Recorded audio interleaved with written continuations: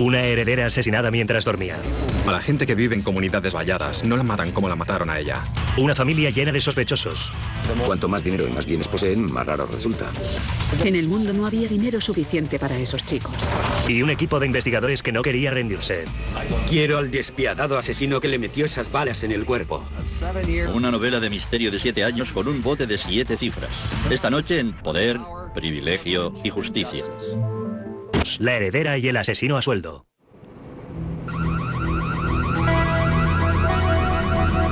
...12:45 de la madrugada del 1 de abril de 1988. Los guardias de seguridad de Lincoln Hill Estates en Paradise Valley, Arizona, oyen una alarma de robo y llaman a la policía. Una unidad K9 es enviada al número 26. El agente, en cuanto ve la puerta lateral, sabe que no se trata de una falsa alarma. Tenía la sensación de que no era una llamada de rutina. Podía haber alguien dentro de la casa. El perro policía va en busca del intruso. Buscó en 2 habitaciones y después siguió por el pasillo.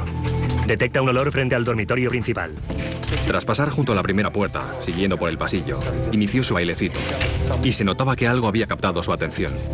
Soltamos al perro dentro de la habitación para descartarla. Él saltó sobre la cama y yo enfoqué el interior con la linterna. Allí el sargento hace un impactante descubrimiento. Bajo las sábanas yace el cuerpo de Jean Dobry, la viuda de un millonario, magnate ganadero y miembro de la alta sociedad de Phoenix. Le han disparado en la cabeza 5 veces a quemarropa. Rápidamente llama pidiendo refuerzos. Los inspectores acuden de inmediato a la extensa finca en la exclusiva comunidad vallada.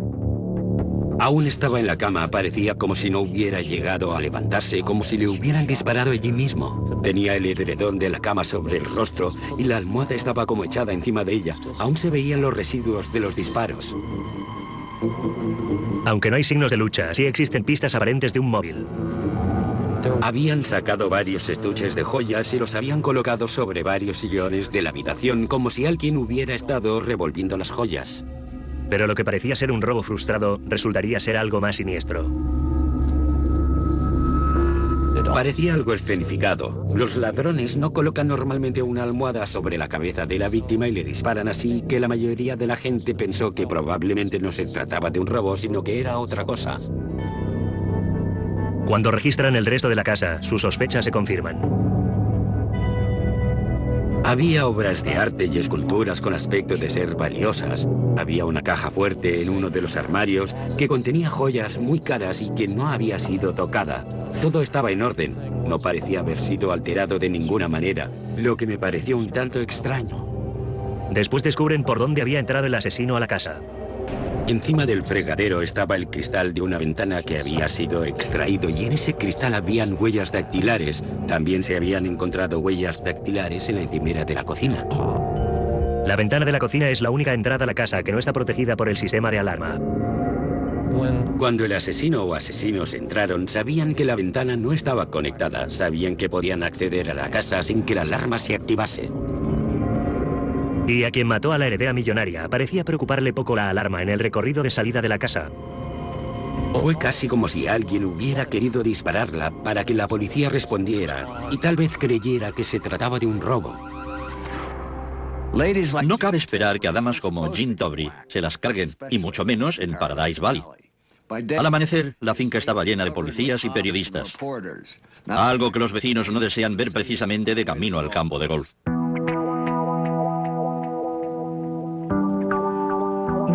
Sabíamos que la comunidad de Phoenix se iba a esforzar mucho en resolverlo. No era buena cosa que se hubiera asesinado a una figura de la vida social aquí en Phoenix. Todo el mundo quería resolverlo. Además, el apellido Dobry generaba un gran interés en el seno de la comunidad. Sé que la jefatura de policía de Phoenix al principio empleó muchos recursos en su intento de seguir pistas. Jean Dobry no tenía muchos enemigos. Lo que sí que tenía era mucho dinero. La policía desde el principio buscó dentro de la familia un posible móvil, a posibles sospechosos, porque aquello no había sido en realidad un robo, y ellos estaban totalmente convencidos. La policía enseguida supo que cuando el marido de Jean Dobry murió en 1983, dejó su multimillonaria fortuna a su esposa. Si sus hijos querían recibir una parte de ese dinero, iban a tener que esperar. Dejó en un fideicomiso $4 millones a los que ella estaba autorizada a acceder durante su vida e iba a recibir ingresos de ese fideicomiso. Y después, a su muerte, el grueso de ese fideicomiso iría a parar a los 3 hijos que Ed había tenido de otro matrimonio. Ed padre sabía que las relaciones entre sus 3 hijos y Jean no eran estupendas. Mantenían una relación áspera, por decirlo de forma suave. Y ese trato se deterioró muy deprisa tras la muerte de Ed padre. Y los hijastros de la víctima no eran los únicos miembros de la familia con posibles motivos. Los inspectores supieron que Jean recientemente había contratado una póliza de seguro de vida por valor de $2,7 millones, nombrando beneficiaria a su única hija, Debbie.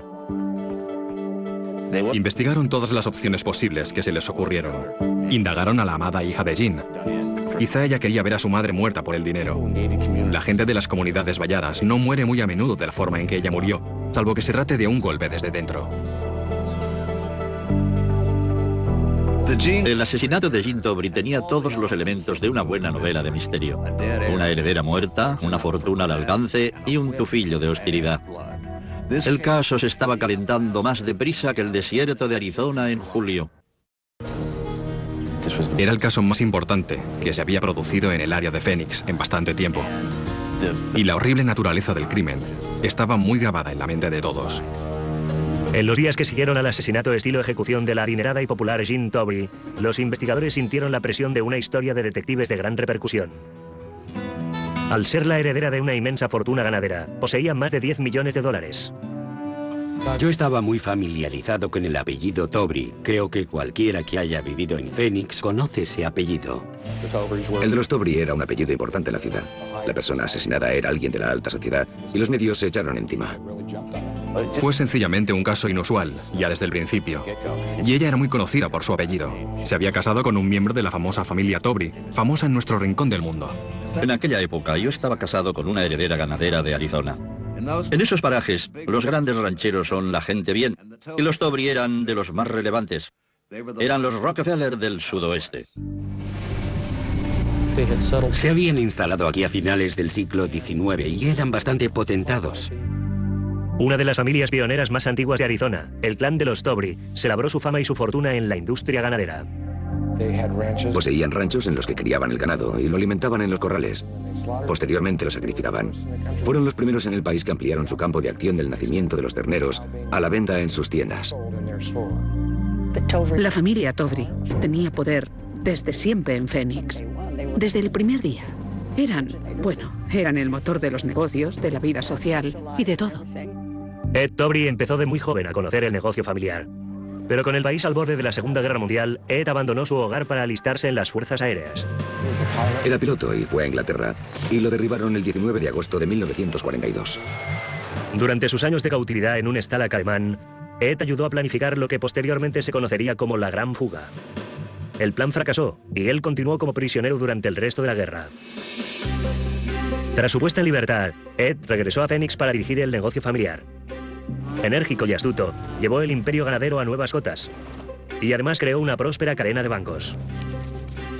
A finales de los años 40, el senador Barry Goldwater, amigo del clan Tobry, presentó a Ed a la que sería su primera esposa, Priscilla Peterson, hija de otra prominente familia de Arizona. La pareja tuvo 3 hijos, Prissy, Cricket y Ed hijo, conocido también como Hap. Ed padre lo daba todo a sus hijos, con la esperanza de que estos siguieran sus pasos. Pero ninguno de ellos heredó la ambición del padre. Quería que trabajaran para ganarse su dinero, pero siempre le decepcionaba el hecho de que ninguno de ellos parecía encontrar realmente su lugar y una carrera profesional, ya que pensaban que en un momento u otro de la vida se iban a encontrar con todo aquel dinero. Mucho dinero. Jamás mantuvo una estrecha relación con sus hijos. Nunca. Y llegaron a convertirse en personas agradables, debo admitirlo. En 1967, Ed y Priscilla se divorciaron. El apuesto millonario fue probando suerte en el amor hasta que unos amigos le presentaron a una agente inmobiliaria a tiempo parcial y camarera de coctelería llamada Jean Gunter. 15 años menor que él, Jean estaba aún un poco por pulir, pero tenía una personalidad arrolladora y una sonrisa contagiosa. Ed quedó prendado. Jean era una buena persona. Nunca supe que le hubiera hecho nada a nadie. No sé, Quiero decir que no era mala, al contrario, era animosa. Era sencillamente una buena chica. Muy opuesta a las mujeres de clase alta con las que Ed solía salir, Jean había crecido en Arkansas, hija de unos padres de clase trabajadora. Su breve matrimonio con un obrero de una fábrica dio como fruto a su única hija, Debbie. Como madre soltera, Jean luchaba para poder llegar a fin de mes. Hasta que a principios de los 60 se trasladó a Phoenix para prosperar un poco en su vida. A Jean no le iba la vida social. Quiero decir que se movió en esos círculos en determinados momentos de su vida. Pero ella, como yo, trabajó toda su vida hasta que conoció y se casó con Ed Dobry. Cuando Jean Gunter pasó a ser Jean Dobry en 1973, se saltó unos cuantos peldaños de la escala social. Mientras había quien opinaba que encajaba a la perfección con la aristocracia de Phoenix, otros susurraban que se había casado con alguien que estaba muy por encima de ella. Jean era muy popular en la comunidad, y no solo en la esfera de la gente rica de la comunidad. Era muy conocida por mucha gente, había subido con esfuerzo, tenía raíces sureñas, era realmente una chica agradable en todos los sentidos. Los recién casados se trasladaron a un espacioso hogar situado en el exclusivo Paradise Valley. La zona es preciosa. Era una comunidad cercada y tenían la última casa en lo alto, en plena montaña. Jean no tuvo dificultades para adaptarse a vivir por todo lo alto. Participaba en actos sociales en Phoenix. Era la señora del baile. Quiero decir que siempre estaba metida en algún tipo de actividad. Siempre estaba haciendo algo. Y gran parte de las veces, las actividades suponían gastar dinero. Era muy aficionada a la ropa. Sus guardarropas eran inmaculados. Las prendas estaban colgadas a espacios regulares, con el colgador adecuado, todo adecuado para cada ocasión, y se desprendía de ropa por la que una moriría. El millonario y su nueva esposa trofeo vivían la vida al máximo. No creo que fueran en absoluto ostentosos. Tenían sus aviones, tenían los mejores coches del mundo, simplemente hacían las cosas con las que disfrutaban, que se podían pagar con dinero. Tenían una buena relación, una relación afectuosa muy buena. Pero había problemas en Paradise Valley. Sé que Jean se esforzó mucho con los hijos, pero ellos no se dejaban engatusar. Todo era por el dinero. Todo era por el dinero. Ella quería que fueran a ver a su padre, lógicamente. Happy, el chico, prácticamente las únicas veces que iba a ver a su padre era cuando necesitaba dinero o necesitaba algo. Happy era un granuja. 190% granuja. Íbamos de camino al entierro de su abuela. Jack, Ed y yo íbamos en el asiento trasero y él ocupaba el asiento delantero junto al conductor. Alargó el brazo hacia atrás para mostrar a mi marido su Rolex falso. Intentaba vender a mi marido un Rolex falso cuando íbamos al funeral de su abuela. Así, como lo cuento, así era Happy. A principios de los años 80, la salud de Ed empezó a fallarle. Los inspectores se enteraron de que en el seno de la familia las tensiones continuaron a lo largo de los últimos años de Ed. Jean cuidó de Ed durante sus 2 últimos años de vida. Estaba muy enfermo, pasó los últimos meses postrado en una cama y ella estuvo cuidándole. En 1983, el millonario murió en casa con su esposa al lado. Pero en la lectura del testamento, las cosas se pusieron feas cuando los hijos de Ed se llevaron la peor parte. La mitad de la fortuna de Ed fue a parar a Jean, mientras que el resto del dinero fue puesto en un fideicomiso. Los hijos solo podrían cobrar el dinero tras la muerte de Jean. Todos iban a tener dinero suficiente para vivir bien. Los bienes de Ed ascendían a millones de dólares. Sin embargo, sus hijos se oponían frontalmente al hecho de tener que pagar impuestos sobre el fideicomiso hasta que Jean muriera. Quizá Ed Dobry había sido un empresario astuto, pero su última gestión había sido un desastre. Si creen que los hijos se consideraron maltratados en el testamento, esperen a oír la carta que papá había dejado. Queridos Cricket, Prissy y Happy, esta es solo una carta para complementar mi testamento. Ninguno de vosotros ha sido capaz de ganarse la vida por su cuenta. Malas compañías, ningún deseo de tener estudios, ningún esfuerzo para mejorar vuestra capacidad de aprendizaje, ningún deseo de tener una familia y un hogar. En ella expresaba su amor por Jean y lo unidos que habían estado, y el hecho de que se hubiera planteado excluirlos del testamento, pero que fue Jean quien le convenció de que no era lo más correcto. Ninguno de vosotros se ha ganado su herencia. Por lo tanto, agradeced lo que se os dé. Dios nos puso en esta tierra no para ser una carga para los demás, sino para crear y producir. De lo contrario, vuestro sitio no está aquí. Con todo mi amor. Adiós y buena suerte, papá. Los amigos contaron a los inspectores que con la desaparición de Ed, la ya inestable relación de Jean con los hijos de este empezó a venirse abajo. Las cenizas de Ed estaban en el tanatorio. Jean fue allí a recogerlas y una de las hijas, la más joven, las había recogido ya. Ni siquiera sabemos dónde están las cenizas de Ed. Lo que hicieron los hijos fue llevarse las cenizas de Ed y dividirlas entre los tres, sin incluir a Jean en el proceso. Después de eso, ella no volvió a hablarles jamás. Las fricciones familiares pasan a ser el foco central en la investigación del asesinato de Jean. Pero en las entrevistas con la policía, los 3 hijos de Ed ofrecen una sólida coartada. Hap tenía coartada.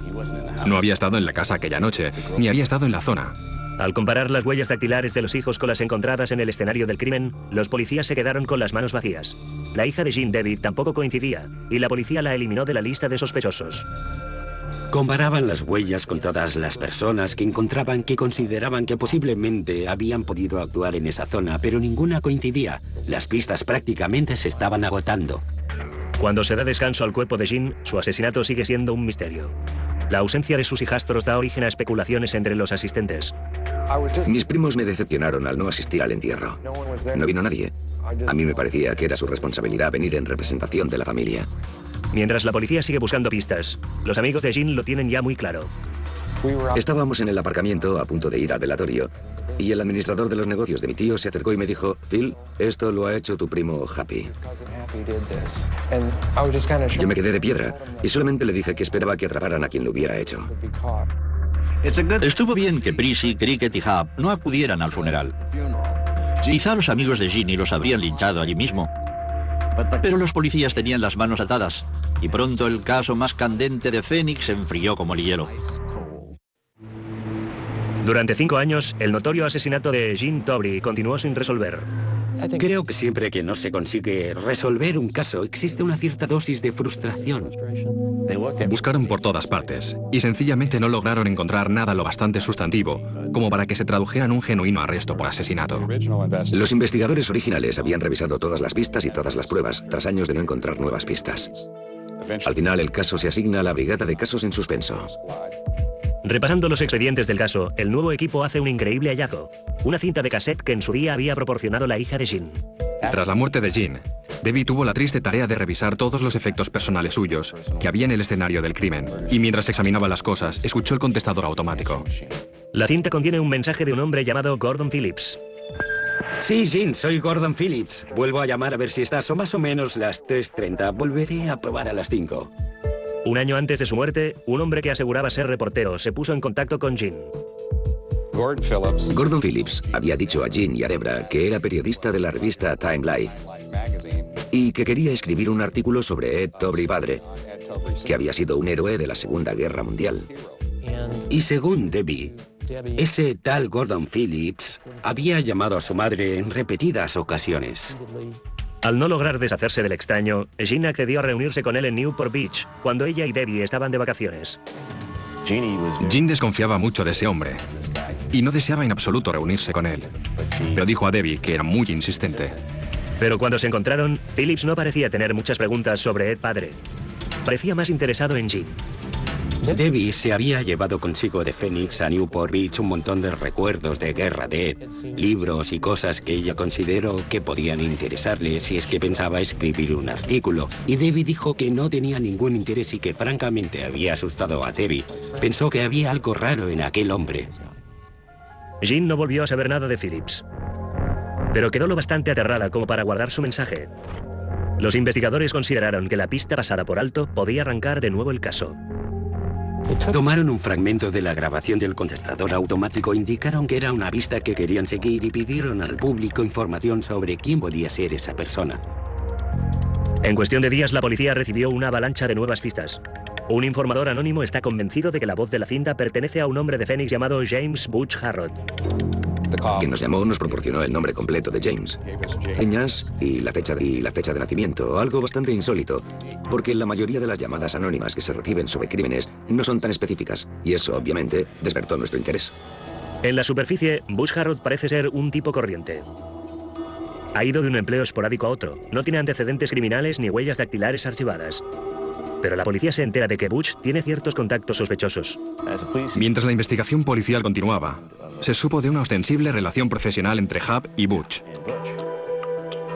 Butch había sido una especie de compinche para Hap, el hombre del dinero, en aventuras comerciales fallidas en China y Chile. Y así fue como se descubrió la vinculación entre Butch Harrod y la familia Tobry. Después, más buenas noticias. Los inspectores originales, en un momento dado, habían pedido a Debra que ayudara a confeccionar este retrato robot. Sacamos una foto del permiso de conducir de James. Y recuerdo que en aquel momento dijimos, las características faciales de esta foto sí que tienen una similitud con el retrato robot que se hizo años atrás. Y empecé a creer que quizá había llegado por fin el momento en el que este caso empezaba a tomar forma. Butch Harrod no era exactamente el asesino despiadado que habían estado buscando. Parecía más un profesor de gimnasia que un asesino a sueldo. Pero los policías estaban a punto de descubrir que Butch era más de lo que se veía a simple vista. Cuando los inspectores descubren una conexión entre el sospechoso de asesinato James Harrod y el hijastro de Jean Hub Tobry, creen que van por el buen camino. Removiendo para hallar más pruebas, localizan a la ex esposa de Harrod en California. Lo que les dice es que antes de que Butch fuera a casa de los Tobry aquella noche, ella sabía que James formaba parte de un complot de asesinato. Le había dicho que había sido contratado por Ed Tobry, hijo, para matar a Jean Tobry y que le iban a pagar $100,000 por hacerlo. También nos dijo que la noche del asesinato de Jean, Butch había abandonado su residencia aproximadamente a las 9 de la noche y que cuando salió llevaba consigo una bolsa de lona. Se había puesto pantalones de camuflaje y llevaba botas de montaña. Ella miró en el sitio donde Butch guardaba normalmente sus armas y no estaban allí. Dice que se despertó a las 2 de la madrugada cuando Butch regresó. Le preguntó si lo había hecho y él le dijo sí, se acabó. ¿Por qué motivo retendría una información semejante durante tanto tiempo? Afortunadamente, los sucios secretos de la ex señora Harrod eran justo lo que la policía necesitaba para arrestar a Butch y llevarle a comisaría para interrogarle. Usted es Butch, ¿correcto? Ese es mi apodo, sí. James Harrod. Bien, yo me llamo Ed Reynolds. Y como verá, soy inspector. Yo soy el responsable de su detención de esta noche. De acuerdo. En este momento está bajo arresto. Está bajo arresto por asesinato. ¿Por qué? Por asesinato. El asesinato de Jean Tobry. Así que, ¿por qué no escucha? Hay algo que quiero que oiga. Conozco a Ed Tobry. Déjeme que le ponga esta cinta. Jean, soy Gordon Phillips. Siento llamarla tan tarde. He tenido un pequeño problema con Ed, hijo, y he tenido que ir a Los Ángeles a solucionarlo. Y además he tenido que hablar con un juez de allí. Ahora estoy de vuelta en Phoenix e intentaré volver a llamar esta tarde. Tengo cierta información para usted. Gracias. Esa, señor Harrod, de su voz. Bien, ahora solo quiero que me escuche un minuto. La policía de Phoenix no había tenido la ficha con sus huellas dactilares hasta aquel momento y cuando las tuvieron y las compararon y las identificaron en el escenario del crimen. Y lo recuerdo como si fuera ayer. Me dije a mí mismo, oh Dios mío, no me lo puedo creer.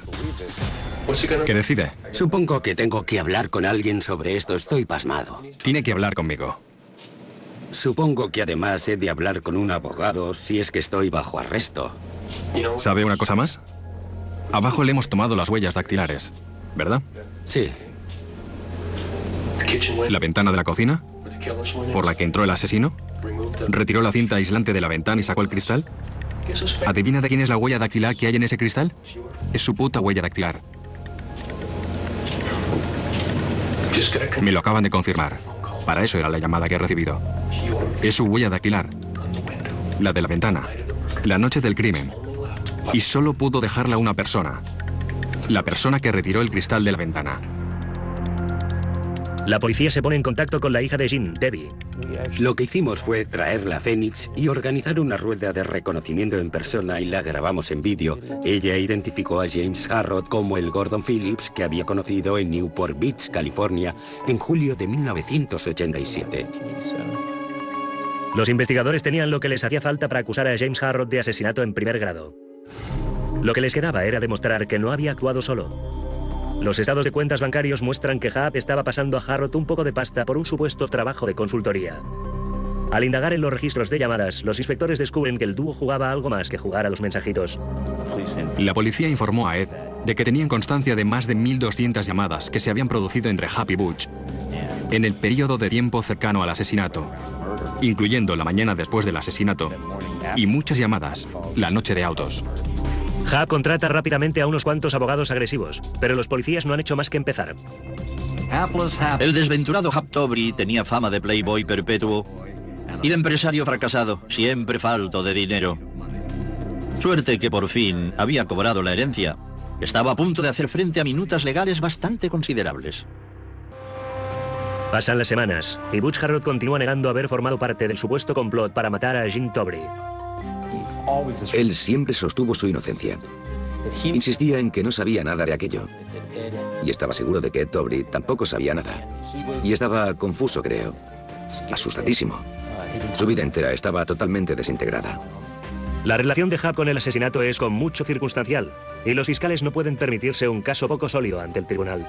Deciden llevar a juicio primero a Harrod, con la esperanza de que la condena le haga confesar. Ya se ocuparán luego de los otros posibles conspiradores. A uno le gustaría procesar a todos los implicados en un homicidio, pero tienes que hacerlo basándote en las pruebas. Considerábamos que eran sólidas contra él. Los fiscales deben hacer frente al juicio sin una prueba clave. La exesposa de Butch no puede testificar sobre las conversaciones que mantuvo con su marido la noche del crimen. Mientras estás casado, no puedes ser llamado a testificar contra tu cónyuge. Incluso una vez ese matrimonio ha terminado, las comunicaciones entre cónyuges están protegidas. El juez dictaminó que ella podía hablar de lo que había visto y observado, pero no de lo que habían hablado. El Estado insiste en su teoría de que Hap pagó a Harrod para que asesinase a Gene Tobry. Fue contratado para hacerlo y por eso sus huellas dactilares están en nuestro escenario del crimen. No tenía ninguna otra relación conocida con Gene Tobry. No existía ningún motivo para que sus huellas estuvieran en casa de Gene. Pero al no acusar a Hap de coconspirador, no cabe duda de que surgirán preguntas. No se había trincado al pez gordo. Esa era la pregunta. ¿Por qué no estaba arrestada la persona que posiblemente había estado detrás de todo ese asunto? El gran ausente en la mesa del acusado en el Palacio de Justicia del Condado de Maricopa era Edward Tobry, hijo. Pero no se equivoquen. La presencia de Hap se haría notar en la sala del tribunal entre martillazo y martillazo. En los alegatos iniciales, los fiscales dicen al jurado que el caso es un sencillo relato de asesinato por beneficios. Los fiscales adujeron los móviles clásicos en innumerables casos de asesinato. Dinero, odio. Los hijos iban a recibir el dinero si Gene moría prematuramente. Y el odio a Gene por ser la intrusa en su sueño de vivir eternamente en el regazo del lujo, con el dinero de Ed padre. El acusado también tenía mucho que ganar. Butch Harrod obviamente no entró en esa comunidad vallada y allanó la casa de Gene Tobry porque sí. Es imposible que fuera así, sin más. Había un motivo para que Butch lo hiciera, que le estaban pagando por hacerlo. ¿Por qué si no habría entrado en esa casa? ¿Y por qué si no habría dejado sus huellas dactilares por todas partes? El Estado demuestra que Harrod mantuvo un estrecho contacto con Hap en la época del crimen. Existía una evidente relación entre Hap Tobry y James Harrod, que corroboraban los cientos de llamadas telefónicas que se produjeron entre los dos. Además de eso, también ejecutamos órdenes de registro en la residencia de Tobry y en su negocio en La Joya, California. Por ejemplo, en el negocio, localicé un recibo de correo urgente de una carta que Hap había enviado a James aquí, a Phoenix. Pero la defensa dice que la relación era estrictamente profesional. En el tema del registro telefónico y el contacto entre James y Hap, creíamos que teníamos una explicación totalmente legítima. Sus contactos telefónicos eran por cuestiones de trabajo. Cuando la hija de Gene, Debbie, ocupa el estrado, dice al jurado que Harrod es el hombre que conoció en Newport Beach. El Estado también llama a testigos que identifican la voz en la cinta del contestador automático. La cinta era tremendamente importante. Teníamos a 5 o 6 testigos que subieron al estrado y dijeron: la voz de esa cinta es la de James Harrod haciéndose pasar por Gordon Phillips. Pero hasta el momento, la prueba más irrecusable son las huellas de Harrod en el escenario del crimen. Teníamos sus huellas dactilares en el panel de cristal. En ambas caras teníamos una huella dactilar que había dejado en la moldura que se había extraído de alrededor de la ventana. Teníamos sus huellas dactilares y palmares sacadas de la encimera de la cocina. Encontramos una huella suya en la cancela norte. Por lo tanto, nuestra teoría era que había aparcado en la calle sin salida que hay más arriba de la casa, que había bajado, que había dado la vuelta hasta la cancela del norte y que había cruzado el patio. Entró y creemos que fue directamente al dormitorio y disparó a Gene. A la defensa le resulta muy difícil explicar las huellas. Las huellas dactilares son una de esas cosas que desde la infancia se nos dice que son identificables. Es una prueba muy poderosa para un jurado. Sabíamos que, bueno, tener todas esas huellas dactilares en el punto de entrada era muy perjudicial para el caso, y teníamos que ofrecer algún tipo de explicación de cómo había podido ocurrir. Así que nos vimos obligados a intentar presentar varias teorías de cómo o por qué, principalmente cómo, alguien pudo dejar ahí esas huellas dactilares. Los abogados de Butch tratan de convencer al jurado de que el verdadero asesino utilizó una mano ortopédica para dejar las huellas de Harrod en el escenario. Nuestra teoría era, caray, si alguien cuenta con los recursos de un Hap Tobri y quiere ver a su madrastra muerta para obtener los millones de recursos que se derivan de la herencia, y tienes a un buen chivo expiatorio como James Harrod, puedes emborracharle o drogarle o echarle algo en la bebida y conseguir una impresión de sus huellas dactilares. Quizás sea posible, no lo sé. Tiene que estar de guasa. Ya he oído otras veces excusas de lo más inverosímil, pero ¿la defensa de la extremidad ortopédica? No obstante, el equipo de Harrod tenía una versión y se estaba ciñendo a ella. Creo que cuando te paras a pensar es ridícula. Quiero decir, pensar que alguien subiera allí con una especie de artilugio que llevara sus huellas impresas y que las plantara por toda la casa, es que no tiene ningún sentido, no sé. A la gente no le gusta atraer la atención sobre sí o sobre quién podría estar involucrado en un asesinato. Por lo tanto, ¿por qué tomarse tantas molestias para implicar a alguien como James Harrod? Cuando Butch decide testificar, no ofrece ninguna explicación. En realidad, nadie esperaba que ocupase el estrado. Los acusados en casos de homicidio raramente lo hacen, y fue lo mismo que si se le hubiera juzgado por tirar papeles al suelo. En su testimonio no hubo en realidad ningún componente emocional en absoluto. Y de nuevo lo negó todo hasta el final. Pero entonces Butch comete un grave error. Dice que jamás habló a nadie del asesinato. Argumentamos, vaya, espera un momento, ha abierto usted la puerta porque nosotros tenemos pruebas de que sí se lo dijo a alguien, a su mujer, y el juez estuvo de acuerdo con nosotros y nos había permitido aportar esa prueba. En una jornada de testimonios irrecusables, la exesposa cuenta al jurado que Harrod no solo admitió el complot, sino que recibió cuantiosos pagos en efectivo durante meses después del asesinato. Los abogados defensores atacan su credibilidad. Nuestro enfoque fue que ella era increíble porque había ido a Barbados con él, con dinero que posteriormente calificó como dinero de sangre. Y teníamos pruebas de que lo había pasado estupendamente en el viaje. Y sin embargo, ahora estaba hablando de lo horrorizada que estaba y de que no podía vivir con James. Y cuando lo piensas dices, a ver, espera un segundo, porque aquí hay algo que no encaja. Si es cierto que pensabas que era dinero de sangre y no podías soportar estar junto a él, ni siquiera tolerar más su presencia, ¿cómo es posible que fueras a Barbados, te tumbaras en la playa y lo pasaras tan bien con él? En solo 3 horas, el jurado alcanza su veredicto y declara a Butch Harrod culpable de haber asesinado a Jim Tobri. Me dio la impresión de ser un timador de poca monta que se creía un poco más listo que todos los demás. Una vez hubieran condenado a Butch, lo esposaron y lo condujeron fuera de la sala del tribunal. Y se detuvo justo delante de mí. Y le dije, que tenga suerte, Butch. Me miró directamente a los ojos y dijo, mi suerte acaba de agotarse. A pesar del veredicto, quedaban preguntas pendientes. Todos los miembros del jurado creían que Hap Tobri estaba definitivamente implicado junto con Butch. Y se preguntaban, ¿cuándo se va a hacer justicia en este caso?